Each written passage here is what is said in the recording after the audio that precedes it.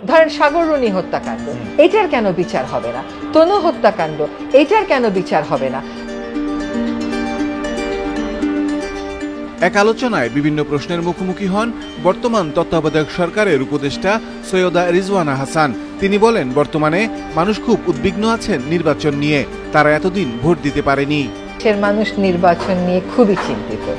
দেশের মানুষ খুবই উদ্বিগ্ন যে নাগরিক হিসাবে তাদের যে ভোটাধিকার প্রয়োগের অধিকারটা আছে, বারবারই সেটাতে বাধার প্রয়োগ করা হচ্ছে এবং বাধাটা খুব কৌশলগতভাবে দেয়া হচ্ছে। মানে মানুষের আর ভোট কেন্দ্রে যাওয়ার কোনো প্রয়োজন পড়ছে না।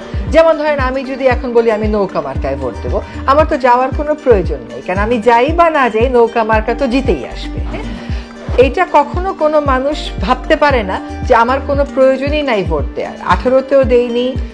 আমরা সবাই নির্বাচনের দিন রাতে আত্মীয় স্বজনদেরকে বলি বাসায় আসতে, সেখানে আমরা একটু খাওয়া রাখি, সারা রাত বসে বসে কাগজে কলমে নির্বাচনের ফলটা লিখি।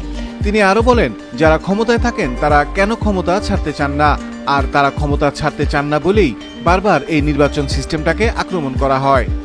যারা ক্ষমতায় থাকেন বাংলাদেশে, তারা ক্ষমতা ছাড়তে চান না কেন? তারা চান না বলেই তো বারবার এই ভোটিং সিস্টেমটা, বারবার এই নির্বাচন সিস্টেমটাকে, এই পদ্ধতিটাকে আক্রমণ করা হয়। সেটা বিএনপিও করে, হয়তো ছোট স্কেলে করেছিল, আর আওয়ামী লীগ অনেক বড় স্কেলে হয়তো করে ফেলছে, তারা সময় পাচ্ছে বলে। কিন্তু আমার প্রশ্নটা হচ্ছে যে নির্বাচন ব্যবস্থাটা কেন আজকে আমরা এত বছরে 52-53 বছরে ঠিক করতে পারলাম না, যেখানে পাকিস্তান থেকে আমরা আলাদাই হলাম ওই প্রেক্ষিতে যে আমরা নির্বাচিত হওয়ার পরেও আমাদেরকে ক্ষমতা দেয়া হচ্ছিল না।